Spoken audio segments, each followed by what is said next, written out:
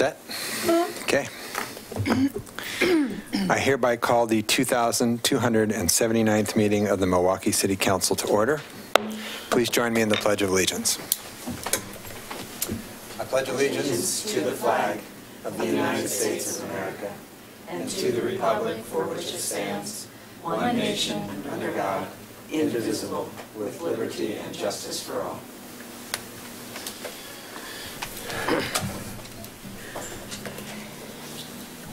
All right, before we launch into the regular session, we have a little bit of a cleanup to do. On September 21st, our very own Scott Stauffer was awarded the President's Award of Distinction at the Oregon Association of Municipal Recorders Conference. This is the top award. This is the top award provided to Scott by his peers in recognition of his incredible skills as a city recorder. Scott always manages to fix the unfixable. Yeah. He always manages to get things done that weren't possible to get done. And he is kind and humble in the process. He is confident. He is a confident for many and an exceptionally loyal employee. He is highly skilled and can find that one document that makes or breaks a deal.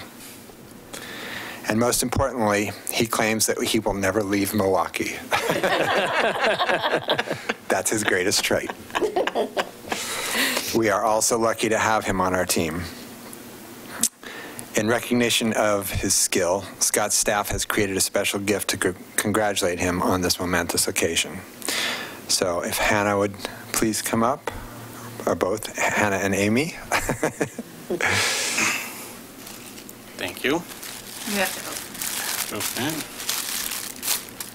Oh. Oh. You found one. You made it. Who made this? You ordered it? It's a dogwood bow tie. That's perfect.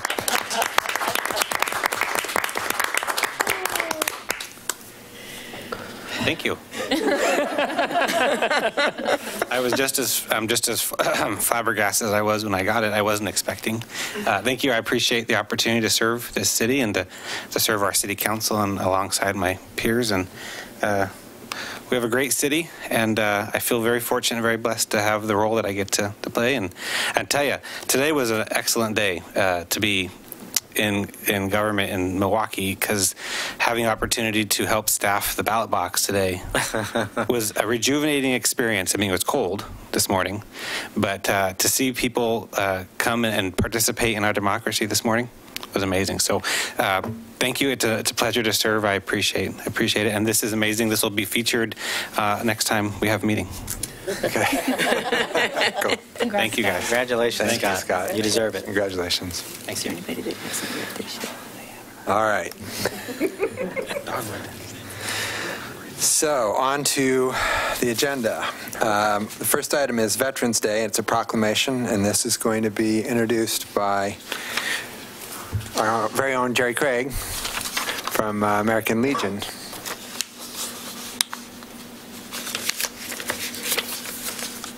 Congratulations, partner. Thank you, sir. So I should sit here.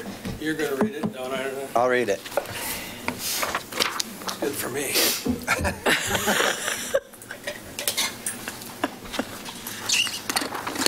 Do you want to talk about it before I read it? Sure.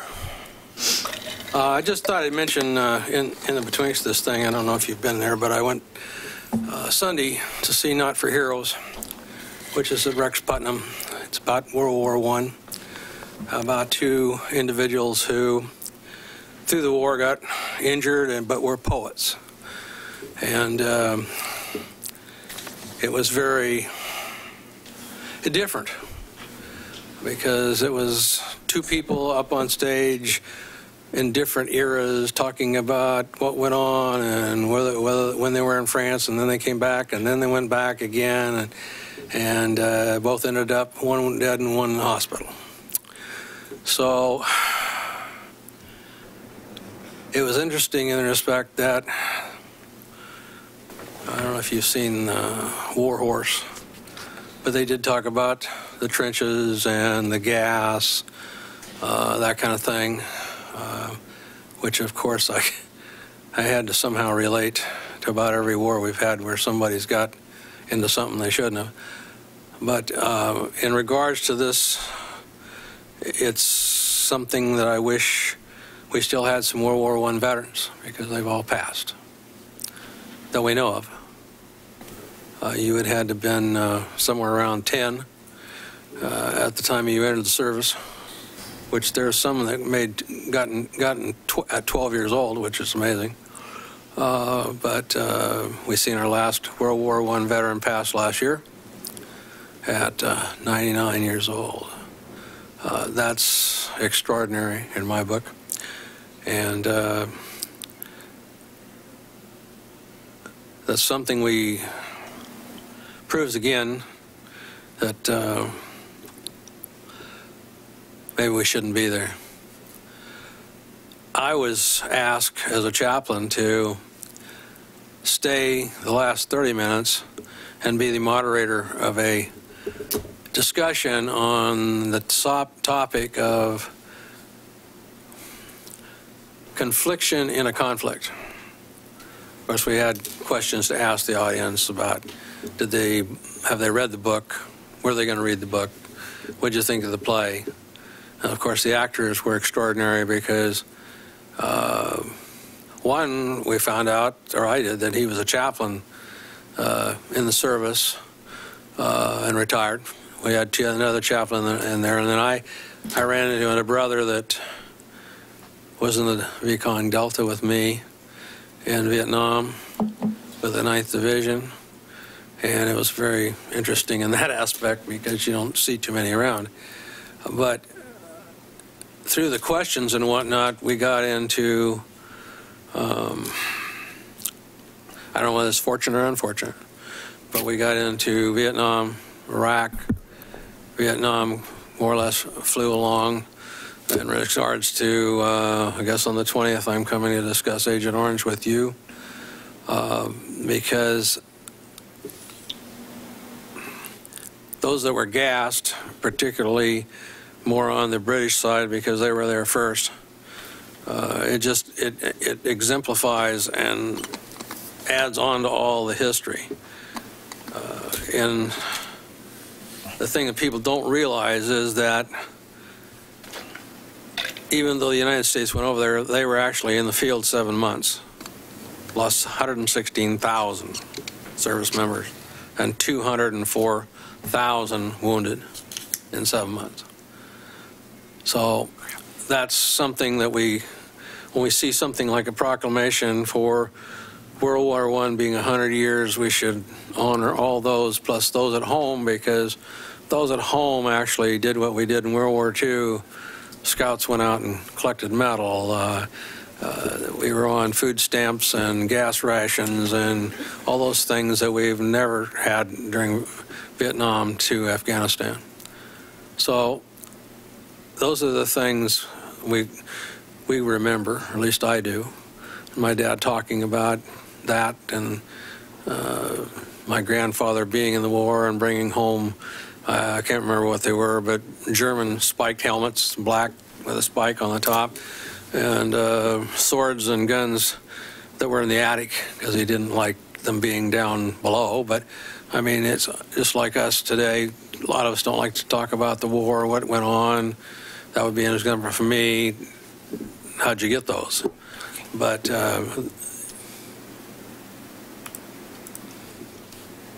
I really appreciate you doing this for World War I, because those folks that the grandchildren or the sons and daughters can somehow reflect on this day or the birthday. With the vote going on, I haven't heard very much about any honors on World War I yet. in any kind of quantity like we do World War II and Vietnam and that kind of stuff. But I think I really, as personal, I really appreciate you doing this.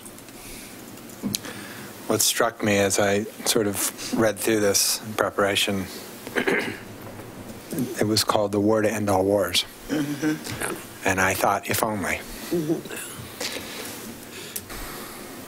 You know, there's so much and so many that are affected.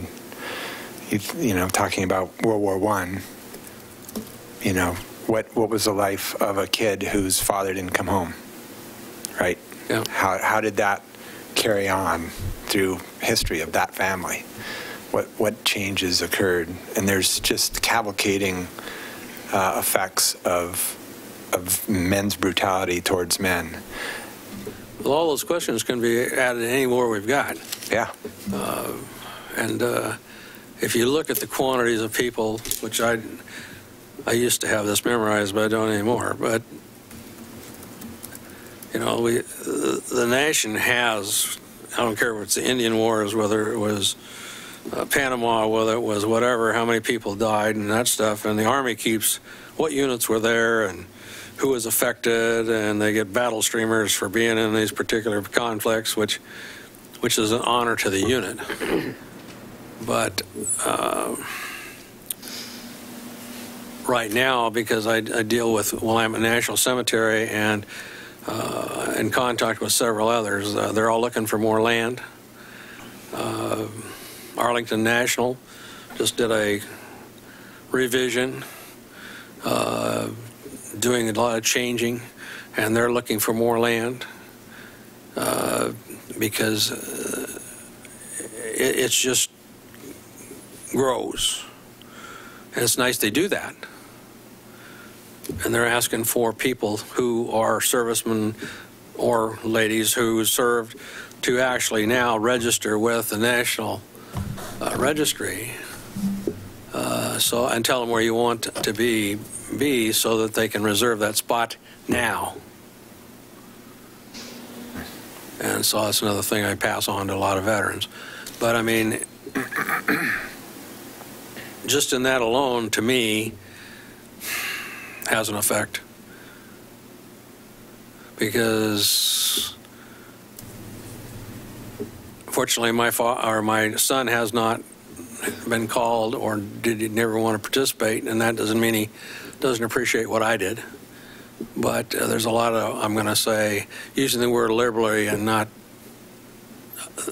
there's a problem with the millennials apparently in respect that people aren't joining and that kind of stuff. And you know, I don't know what a G generation is or an X. I looked it up on the website a long time ago, but I know I'm getting old when I can't understand what that really means and what years there are.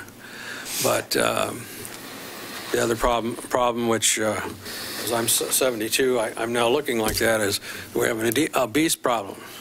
Back then, in World War I, you joined up, you went through basic training, and in some cases, they were assigned to units, very rarely, but in some units, they were given a uniform, said, can you shoot a rifle?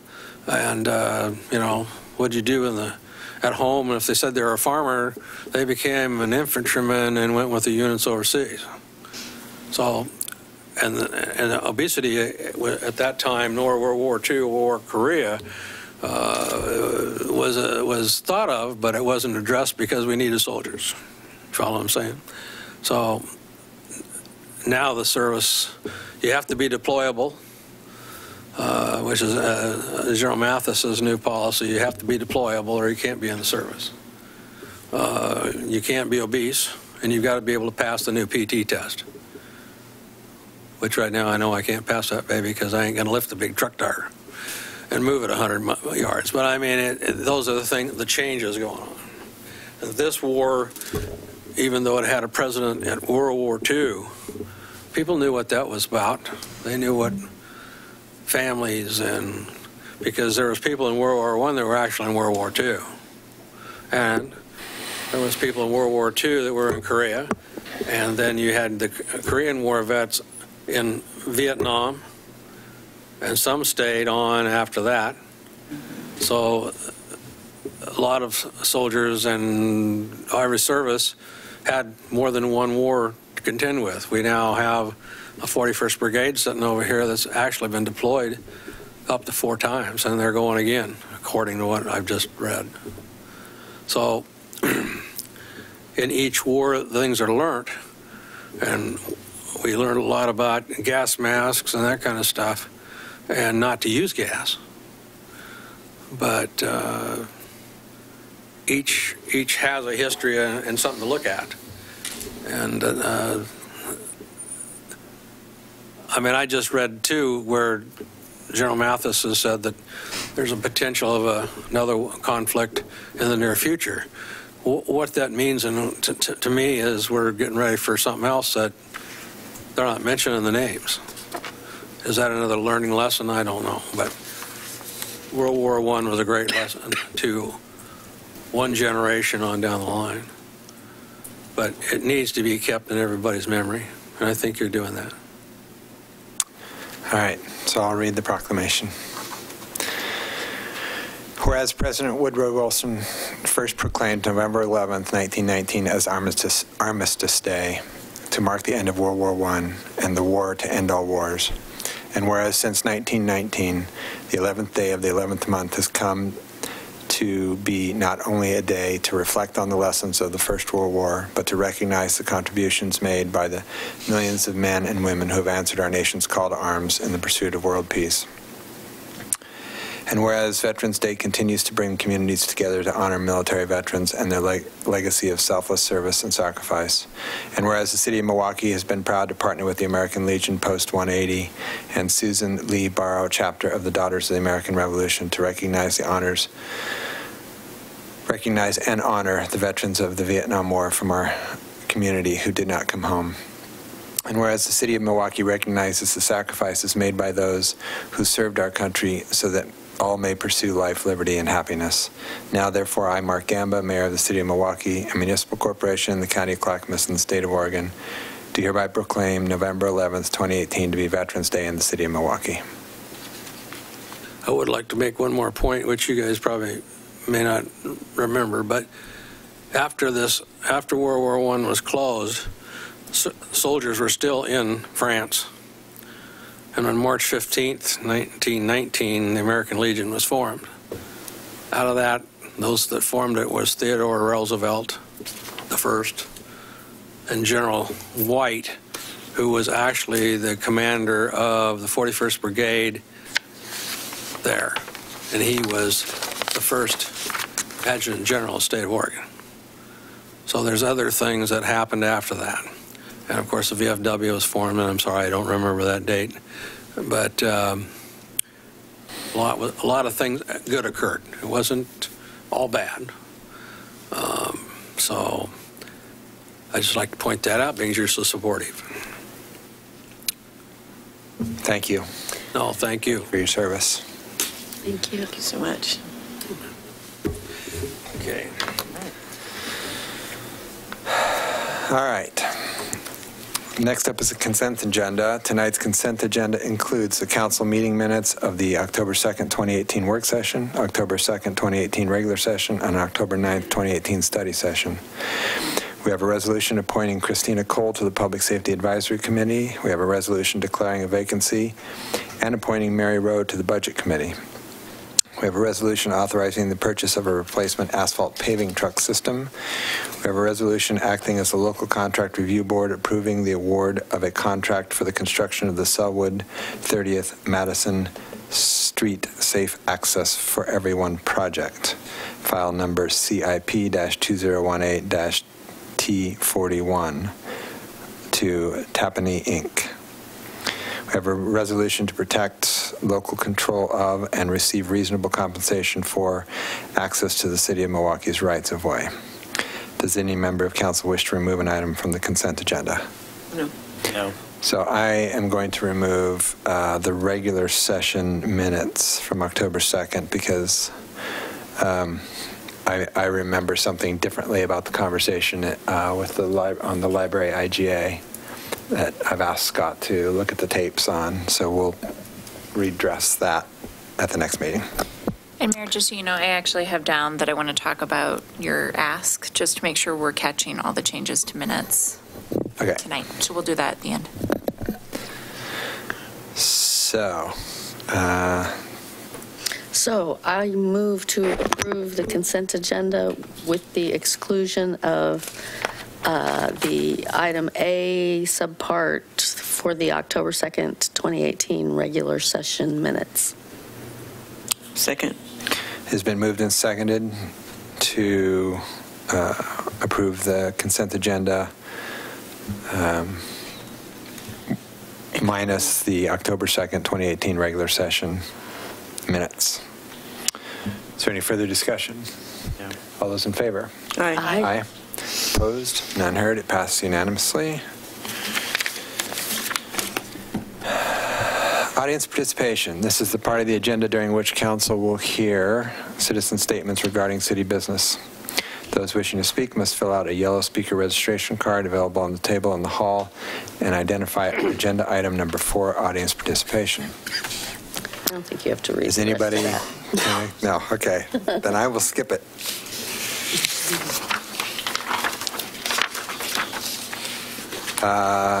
Contracts requiring approval discussion. Which contract is this on? It's not. This is a broad topic. Oh, okay. So, Kelly Tucker.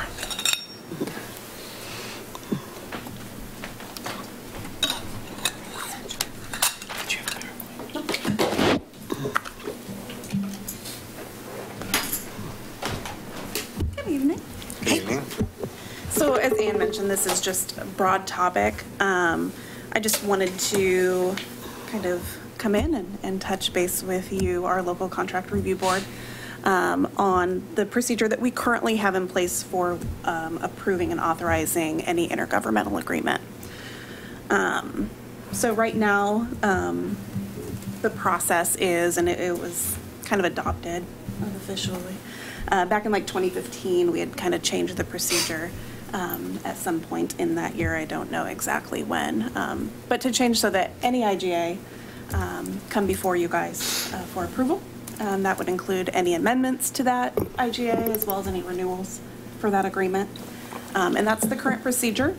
I am really just here to kind of discuss some inquiries from staff that I've received over the years in regards to that process, make sure that it's still an efficient process for everyone involved, and see if any changes are needed.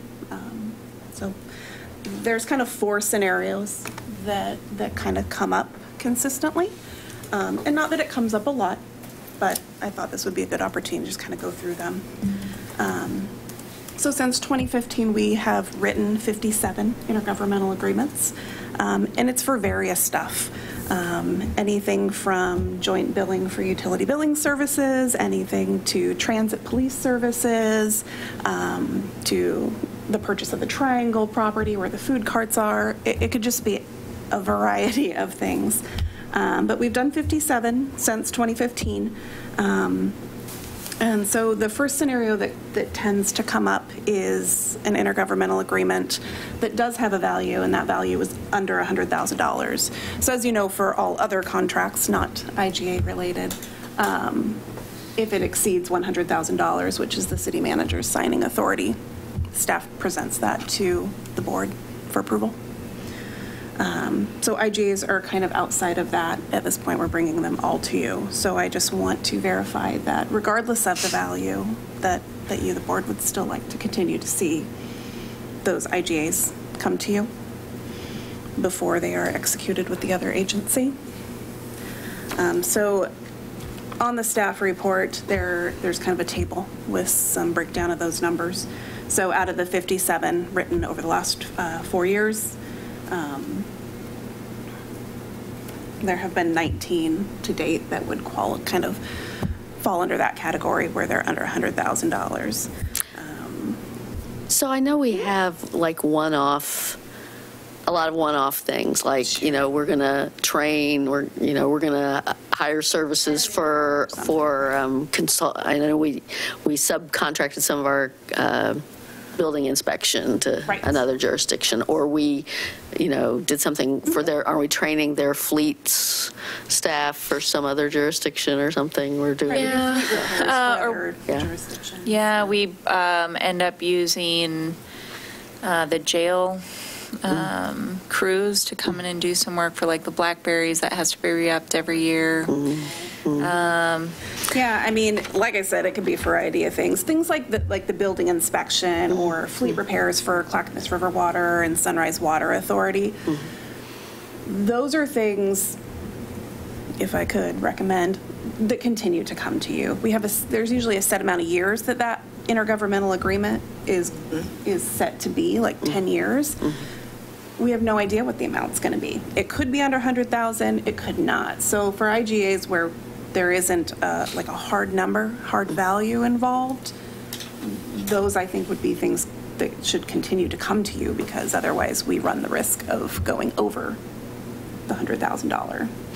And so I guess what I was wanting to get at is, are there IGAs that don't have particular dollar figures attached, but which are actually very significant? And what comes to my mind, although maybe it does have dollar figures attached, is the stuff with Wes around the sewage treatment plant, or NCPRD. Yeah, and like for the Water Environment Services, there would be, I guess, a value attached to that, because we are agreeing to pay a certain rate based on the number of EDUs that we have for our utilities. So there is a value, I guess. So there's no worry that those would be under the $100,000. I mean, there are some with big. Wes will be over. Yeah. Yeah. Okay. Like, so out of the 57 IGAs, we wrote 3. 3 didn't have a value attached to them. And one of them, for example, was an intergovernmental agreement we did with, I believe there were 4 other agencies. And it was basically to form the Right-of-Way Accountability Coalition. So it's to form a group of public agencies in order for us to do a joint utility audit. So the IGA itself, there was no value. And so like the recent one where we had the library here, it had even though the money that changed hands was many, many years ago or whatever, but I mean, that would still fall under the. Yeah, we were amending the existing IGA agreement. Yeah. Well, that's $1 million a year. Yeah, it's a lot of money. Yeah, So so it's that An ongoing, okay. Yeah, I mean, I went back through out of even the 19 that were under the 100,000. To break it down a little further, 13 of those 19 were actually under 50,000, and there was only 1 that was actually under $10,000. So they're pretty small numbers, really, when it comes down to the monetary value. So I guess I feel if you find that the current process works. Why was the procedure changed in 2015? Great question. I wasn't involved in that decision, so I'm not sure. My direction came from the city manager at the time. So. Yeah, I don't remember that. I mean, Bill was a very cautious man, but he was a cautious man before 2015 too. So. I can tell you what I've heard, which is just that there was a member of council who was really interested. I can't hear what you said. There was a member of council who was very interested in seeing all the agreements that were coming through. And council wasn't interested really in pushing back on that at the time, to the extent that we've even had conversations. Some of these small items like fleet were all coming through. When I came on board, people were a little shocked that we were just buying some of our $18,000 cars because there wasn't a reason to place them on council agenda. Well, and they're already in the budget. I mean, this is stuff that's already been budgeted, so it's not like council didn't see it at some point. So. No, and you had approved all expenditures. That's the other thing is if you have if this is a large dollar item, we're going to come to you. We have to. Right. Right, we have to. So right now it's all IGAs regardless. Including any renewals. Any renewals. Yeah, amendments, renewals, The or new ones. renewals, would those, I mean, there's so few of the renewals, and sometimes I'm remembering a instance where I felt like we shouldn't renew a contract with somebody, but it was, I don't know. I don't see a personal problem with You guys changing also, it back to the way it was. You're also not negating your ability to say, hey, I really care about Wes. I'm not saying Wes is a good example because in this case they wouldn't be included, but if there's something that you've been highlighting to me multiple times, then we're going to be on that look for it and we'll have a conversation in advance. This really was, Kelly's been trying to do purchasing and she's been trying to get contracts moving faster for us just because of the sheer volume. And so in some cases, these are slowing down staff when we don't think you really want to see them. But if you do, then great, we're fine with that too. Maybe the one recommendation would be under number 2, which is IGAs with the option of renewal terms. So we do have a small handful of these, as you will see. We have 3 out of those 57, but and the one that really comes to mind for me is our agreement with Clackamas County Corrections for the work crews that kind of do some of the cleanup, like blackberry removal, graffiti, and the way that those contracts are written each time that we enter into them is it's very clear that there's an initial 1-year period, and with the option to renew for 1 or 2 additional 1-year terms. And so my recommendation would be if we do have an IGA that has those, built in to the original agreement that came before you, that perhaps staff would not have to come back for those. It seems somewhat redundant in that we're asking you to potentially approve an IGA for 3 years, but we're going to come back each 1-year period. You may feel differently, so we'll leave that up to you.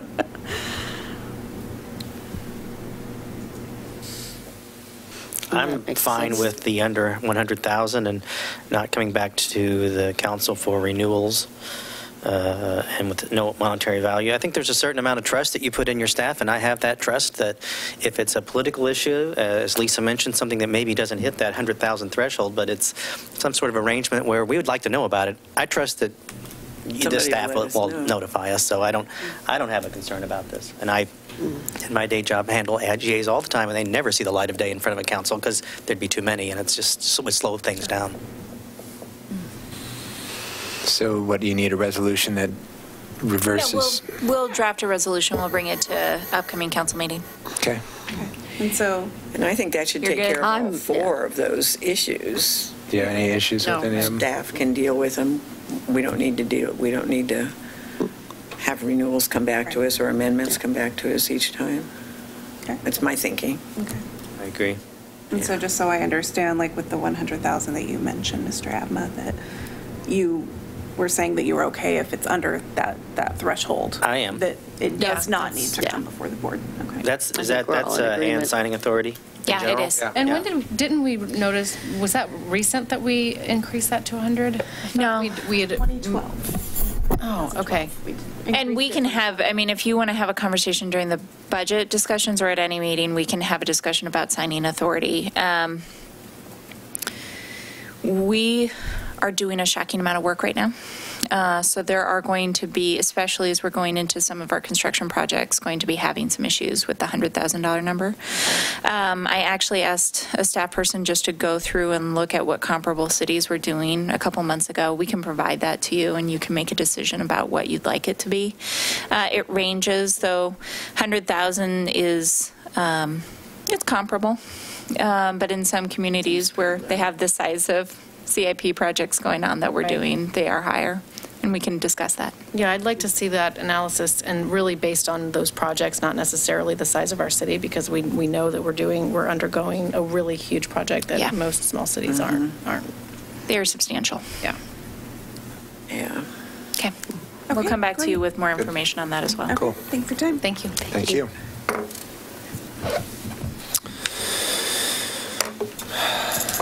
All right. So all that we have left are the council reports. Does anybody, you want to see what I have and then add in? Okay. All right. The Letting Library will be closed on Sunday, November 11th for Veterans Day. City Hall and the Johnson Creek Public Services Building will be closed on Monday, November 12th in observance of Veterans Day. Keep in mind that the Letting Library will be open that day from 10 a.m. to 9 p.m. An open house for the final design of the Milwaukee Bay Park will take place on Thursday, November 15th from 4 to 8 p.m. at the Milwaukee Masonic Lodge. That's downtown across the street there at Harrison and Main Street. 3 alternative park designs have been created using input on key elements from this past summer's first public meeting and survey. This meeting will provide a chance to review site alternatives and share your thoughts. The city's free leaf drop events continue for city residents on November 17th and December 1st, 8th, and 15th from 7 a.m. to 2 p.m. at the Public Works Yard, located at 6101 Southeast Johnson Creek Boulevard. To participate, please bring along a utility bill as proof of residence. Visit downtown Milwaukee for a special Thanksgiving farmers market on the Sunday before Thanksgiving, November 18th, from 9:30 a.m. to 2 p.m. The special market is the final market in 2018. Gather your family and friends for the Milwaukee Center's famous Thanksgiving dinner on Sunday, November 18th, from 4 to 6 p.m. Proceeds benefit the Meals on Wheels program. We should all go. I'm serving. Yeah. Oh, nice. City Hall, Letting Library, and the Johnson Creek Public Services Building will be closed on Thursday, November 22nd and Friday, November 23rd for Thanksgiving. The holiday season is right around the corner, and so are 2 of Milwaukee's most cherished events in December. First, join us on Saturday, December 1st for the Umbrella Parade and tree lighting. Parade participants will gather on South Main Street at 3:45. The parade marches at 4:15, and the tree is lit at City Hall at 5 p.m. Prizes are awarded for the best decorated umbrellas. Other highlights of the event include free hot chocolate and hot apple cider, delicious cookies donated by Bob's Red Mill, and a visit from Santa. There will be an hour-long performance by the Dickens Carolers and so much more. Then on Sunday, December 15th, join us for the Winter Solstice and Christmas Ships event at Milwaukee Bay Park from 4:30 to 7:30 p.m. Watch the Christmas ships fleet on the Willamette. Warmed by several fires, purchase some food benefiting Llewellyn's summer concerts at the park, and enjoy an adult beverage at the beer store, Milwaukee's Beer Garden. For more information about each event mentioned, please visit the city's events calendar at www.milwaukeeoregon.gov. I would just mention in conjunction with the Umbrella Parade, or before the Umbrella Parade, that the Celebrate Milwaukee Inc. is again sponsoring a downtown decorating contest in the hope that more of our downtown businesses will decorate for the holidays. We've done it before. We didn't do it last year, and we're bringing it back this year. We've tried to get notice out there, but there's no application. Just decorate your storefront and have it decorated by 5 p.m. on Friday, November 30th. Judging will happen that night, and winners will be announced after the Umbrella Parade winners at the Umbrella Parade event. It'd be nice to see more downtown businesses decorate for the holidays. And, the Christmas ships actually come 6 times. Mm-hmm. We could have a more lively downtown dining and Christmas ships activity than we tend to see. And I think if we could engender more decoration and, more festive feeling, we might see a little bit of payback from that. So. Yeah. I don't know who added the pictures, but great job. Is that you, Scott, or was that George? Jason Wax. Jason? Mm-hmm. Anyway, it looks great. Yeah, that looks nice. As handsome as the mayor is, I think that this is... This is way better. Yeah, thanks for doing that. Yeah. Anything else? I would All just right. say we have 2 hours and 13 minutes to get those ballots in. So today is Election Day. yes. Yeah, we still have time. Yes, there's a drop box right outside of City Hall and also one at the Public Safety Building. So there's still time. Yes, there is not one at the library. Don't go to the library. And really thanks to the staff who were outside directing traffic all day. It was shockingly fun. Yeah. Yeah. Like the number of board members from the city that I ended up talking to who were dropping off their ballots and stuff. It was a blast. Awesome. It's a new city hall tradition, I think. So. Yeah. Good. Yeah. Cool. Great. So before we adjourn, I do have one thing just as a council business item. So we're going to be looking at the minutes again. We always are open to looking at how we give you the product back. The mayor had mentioned that he wanted to make sure we were capturing sort of a feel associated with some of the discussions. One of the things that would be really helpful for us is if you guys, over the next couple weeks, as you're reading through the minutes, could just mark up a couple of those if you see things that you'd like us to do differently, and then we'll have another discussion with all of you just to make sure that we're hitting them the way you'd like to have them presented. In general, Scott's pretty good about not doing minutes verbatim, because there's a lot of concerns with doing minutes verbatim. But that doesn't mean we can't be better on tone or something else. So we're just trying to make sure that we're hitting it right for everybody's needs. Go for it. Yeah, my thought on that was just sort of as a historical reference for some future council who is having to readdress an issue that we addressed. And perhaps we made a decision in a particular direction because it was important for some other issue. And the library is kind of a perfect example. We did not want to see Gladstone and Oak Grove not get their libraries. However, we felt very strongly that the process had been unfair and poorly done.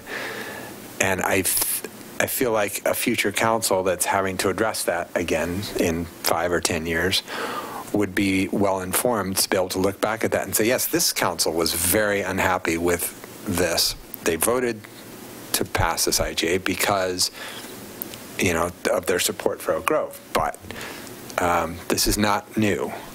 And I think we run the risk of a future councilor looking back and go, well, they were all okay with it then. I guess we should be okay with it. You know, I think it's important. Sometimes things are acrimonious. Sometimes there are heated emotions, and I think it's important that that is conveyed somehow in the history, so that there's an awareness that however the vote went, members of council felt like things shouldn't be the way they are. So my only caution, I think that's great. My only caution is making sure we only add a couple of sentences to do that so that it doesn't become that verbatim sort of overview. So if you guys are comfortable, Scott and I will work on a couple of examples for a coming meeting. If there's any other changes that you'd like, feel free to reach back out and we'll make sure that we have that discussion too. I do. I mean, I agree with that point, and I can think of some times when we've looked back, when we've had to look at old minutes, and they've been just so bare bones that you're like, oh, you know, they gave us no sense of, yeah. No, and I would say that's most of my job. Yeah. Like most of the projects that I've worked on, there's a reason that we got here, and I don't actually have a contextual background to most of it. Exactly. Yeah. We'll see if we can come up with a couple of sentences, but I want to make sure we don't end up walking into more legal issues in the future by going overboard. So we'll come up with something. Thank you. Sure. Great. And congratulations again to Scott. Been saying for a while he's the best city recorder in the state, and it was confirmed recently. He takes compliments really well, too, so if we could talk about this at every meeting. We'll make sure we watch the minutes. I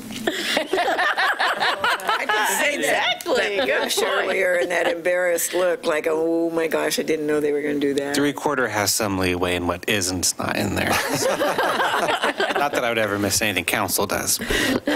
Or perhaps when we call on the recorder we can say, and would the award-winning recorder please there you poll the go. council. Forthwith.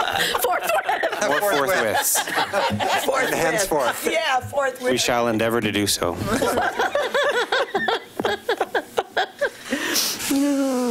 Can we fix our language so that it says use the word want instead of I wanted, which is past tense, and you know, like I want you to come with me instead of I want to. That's my big bugaboo. Well, I just started a conversation with Kelly just about how we take that piece through staff to make sure that we come up with something. I understand that's not what you're asking for, but I do think that getting to the point where we have a consistent model for all of staff is important before we go down this path too far. Yeah. Thanks. Fun stuff. I'll move to adjourn. I'll second. It's been moved and seconded to adjourn. All those in favor? Aye. Aye. We are adjourned. Happy Election Day, everybody. Go out and